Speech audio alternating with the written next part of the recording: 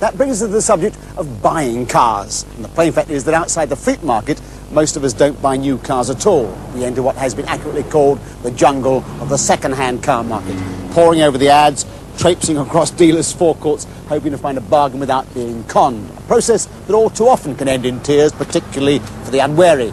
As Jeremy Clarkson explains. Go, lummy, stone the crow, strike a light. Have you come to see me on the right day?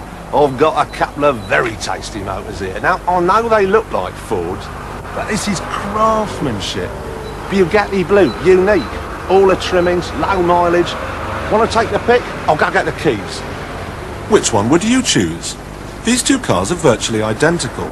They're the same colour, each had one owner, they're in good condition, and both have a low mileage. Or do they? Both cars have 15,000 miles on the clock, but this one has really done 35,000 miles and has been clocked by Jack the Lad here. He pockets an extra £700 on top of the dealer's normal profit. And the cost is a staggering £100 million a year, with an estimate of 1 in 5 cars being clocked at some time in its life. Ronald Allen, a post office worker from Birmingham, bought this Maestro from a private seller. I bought this car in September '88, and there was 27,000 miles on the clock. And the chap that I bought from assured me it was the genuine mileage. And when I got home, I was a little bit suspicious about the wear on the pedals and oil on the engine block underneath.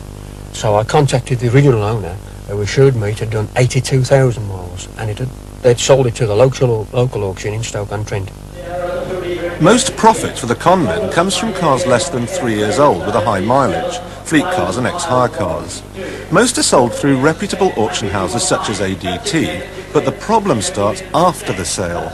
Our bent dealer, using a fictitious name and address, buys for cash, clocks the car, and sells for a profit at a less reputable auction house, again using a different name. This could go on for several changes, making it almost impossible to prove who actually clocked the car. Details of all vehicles sold by ADT are put onto a computer that shows if a vehicle has been sold before with a higher mileage. But what else can be done? If it was practically possible, any form of log or certificate which would record the odometer reading every time a vehicle changes hands, then that would be welcomed by the whole industry. Nobody wants clockers.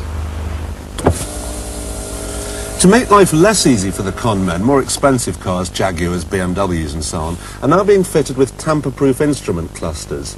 Lucas has developed an electronic odometer for the XJ6. Now this is a brand new car, so it's only showing 10 miles.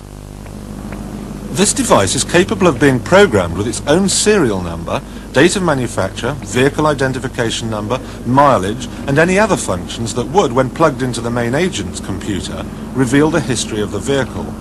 Even if the unit is replaced altogether, it is programmed to show that it is not original equipment. As well as having a memory, the unit cannot be made to run backwards, nor is it any good to go forwards, as the numbers will not go past all the 9s. There's no question that it is an expensive system at the moment. It's going to be quite some time before you find technology like that in a Ford Escort.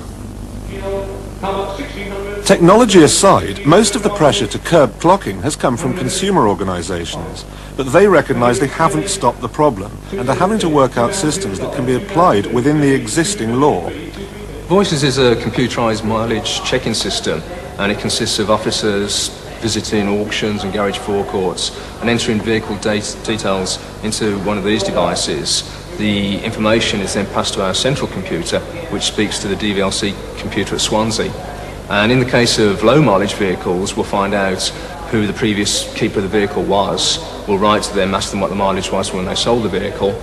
And if it's higher than we see it at the forecourt, it implies the vehicle's been clocked, and we can investigate the matter accordingly. The plain fact is that despite all the effort, clocking hasn't gone away. Last year, the Office of Fair Trading obtained 379 convictions for misrepresenting a vehicle's true mileage. And that's only the tip of an iceberg. Now, you'd think there'd be something that could be done to stop the public from being fleeced, and there is. Or rather, there was, but the government has kicked them out, arguing they're too bureaucratic. Actually, it couldn't have been simpler. It was proposed that mileages be recorded by owners on registration documents when taxing or selling their vehicles. Not only would a buyer be able to see at a glance the true mileage, but the DVLC at Swansea would also have the vehicle's mileage record. With the government so adamant, the only hope for the moment lies with a private member's bill currently going through the House of Lords. It has the backing of consumer groups and the industry. Now, with such a head of steam, perhaps the government will take another look at this apparently simple solution to the problem.